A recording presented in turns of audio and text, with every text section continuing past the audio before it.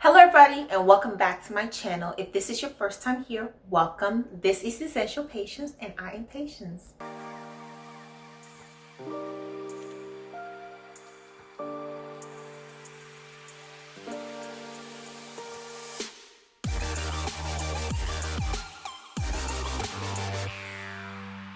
In today's video, I'll be showing you how to create a daily and weekly routine. The reason why I'm putting in a weekly routine rather than a daily routine is because our entire week does not look the same. A weekday is very different from what a weekend looks like, at least for most people. The goal is to create some sort of routine that would help you keep on track to making sure you are productive and reach your goals. Without anything further, let's get into it. The first thing you want to do is to take a look at your week. How does it break down? So for example, if you go to school, let's say you go to school Monday through Friday and on the weekends you don't. Or maybe you go to work. I go to work Monday through Thursday and Friday, Saturday, Sunday, I don't go to work. So that's how I'm breaking up my days. This is really important because it determines many different things that go on during that day. If you're currently in college, on a weekday, you'll be going to school, taking classes, and you have a generally different routine than say on the weekend if you have a part-time job or if you just stay in and study up. Taking this step, very important, breaking up your days and determining how do they fall into different patterns is very important to create an effective routine. The next thing you want to do is to determine when do you want your day to start and when do you want it to end. And this is why, again, breaking up your days is very important. For example, the days that I do go to work, I wake up earlier and sleep earlier versus the weekend where I can sleep in a little bit more and stay up till like midnight. During the days I work, I wake up at 5 a.m. and during the nights before my work day, I sleep at 10 p.m. During the weekend, I tend to wake up about 6, 7, depending on how much sleep I want to get. And during those days, I tend to sleep about 11 p.m. I try to keep it consistent so your body knows when to wake up and to fall asleep. A tip is to not make the times of sleeping and waking up too drastic. The reason is that your body likes routine. And when it gets into that routine, it helps you to function better. An example of a routine that would be very hard to be effective is, let's say on a weekdays, you wake up at 5 a.m. But then on the weekends, you're waking up at noon. That's very challenging for your body. So try to keep your bedtime pretty close together as well as the time you wake up. It just makes it more that even if you don't have an alarm clock, your body will just wake up because it knows this is the time you typically wake up. The next tip is to start your day with little tasks that you can immediately accomplish. This is so important in making sure your routine is effective. An easy task you can always start out with is making your bed. Every time I wake up, the first thing I do is to make my bed. Having this serves as a task that is easy, very routine. You just accomplish it and it's almost like you did something for that day. And what it does is that it mentally stimulates you to think accomplishing the task of the day, it will not be as hard. Really easy tasks that you can immediately accomplish that don't take maybe no more than 5 minutes. Something that, it's just like picking up some stuff from your room, cleaning up. On that same token, it is also good to end your day with a simple task that helps you to conclude the day as a productive day. Something easy could be, say, reading a book, praying, doing some Bible studies, whatever you can easily accomplish during the night. It will not be too tasking. It just helps conclude the day as in you started the day accomplishing something and you ended the day accomplishing something.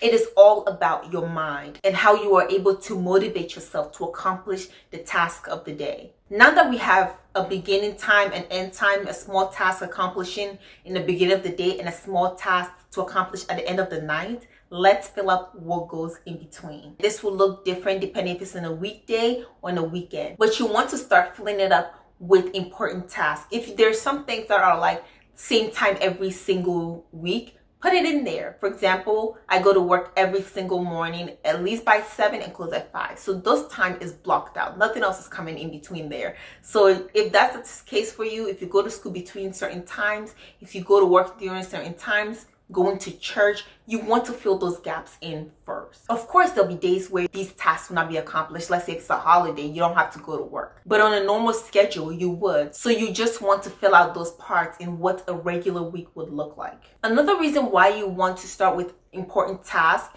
is just because during the day, you can accomplish minuscule tasks, but what gets you through the day is those big important tasks. Like you want to make sure that those get done. Like you go to work, you go to class, you go to church, you go to something important, a meeting that happens all the time.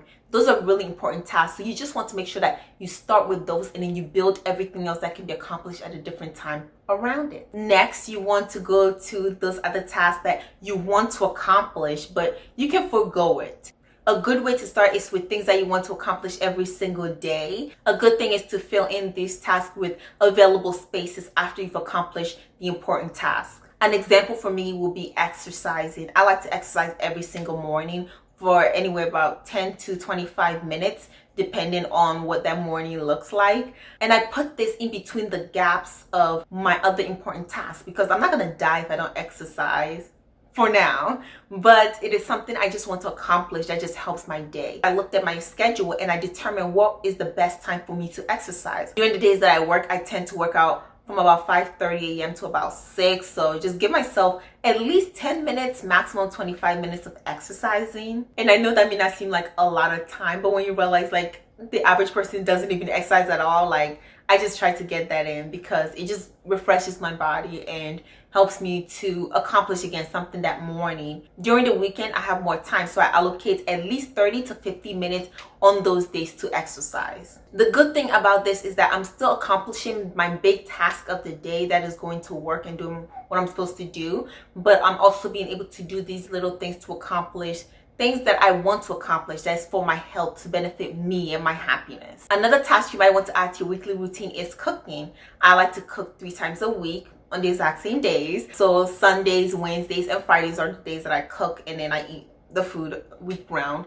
But just having those days shows me that, okay, I want to cook just enough food to get me to the next cook day, so I'm not like ordering out food or just going out to eat all the time. So I like to put this in there to encourage me to eat at home. When creating your routine, ensure to delegate time for things that you want to do, like your hobbies, as well as things that just make you happy, and to take care of yourself. There's nothing wrong with that. I definitely like have a block in my time where sometimes I like want to do my hair, put on a mask, do things that are fun for me. Reading, talking on the phone to friends and family. These are things that I schedule because they're important to me. So just because you create a weekly schedule or schedule doesn't mean that you have to only put in things that are productive, because talking to friends and family is a productive thing if you like engage in that socialization. So you can also schedule times to meet with friends, to go out, to go see a movie. Another thing you want to do is consistently and regularly revise your routine to adapt to your changing lifestyle. My current weekly routine has not always been my routine. I have changed it from the time when I was in school till now. And even when I started living on my own, I still had to change it. For example, something I like to do was like eat breakfast, then exercise. But the time was so close together that I just didn't like it. And also sometimes, let's say I took an extensive amount of time to eat, which meant that I'm going to go to work. Like that time was just so close, and like I could always take my food to work and eat while I was working. So I ended up revising my schedule to exercise, get ready, do my morning devotion, and then my food, because I could always take that to work, eat it if I'm working from home. While these may seem like minuscule changes, they help your day go more smoothly and for your routine to flow into each other. So it's not such a difficult task to go from one thing to another. The next thing you want to do is to put a time to each task. This might be a no-brainer for things such as work. Okay, you clock in at this time, you clock out at that time, unless there's some sort of special occasion. It's always the same. But also there are other tasks that you want to put a time to just to make your day more effective. Because as humans, we have a tendency to think we take less time to do something than we actually do. An example could be like making your bed. You think, oh, that's just gonna take a minute. But is it? Is it really gonna take a minute or maybe 5 minutes? Same with things such as like getting ready. Okay, so you have to take your shower. Are your clothes ready? Do you have to iron your clothes now? How are you getting ready in the morning? How long is it really gonna take you? You might say, oh, that'll take me 5 minutes. But is it? Is it really going to take 5 minutes or more like 50 minutes? So just being transparent with yourself and really analyzing, how long do I really take to accomplish this task? What you don't want to do is to pack a ton of things to do into a small amount of space, because the time is not going to adapt to you.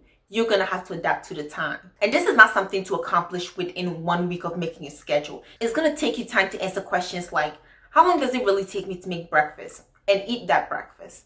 How much time do I need for that? Am I taking longer than I can, or am I allocating the proper amount of time? Making a schedule should set you up to win, not to fail. So time allocation is so important.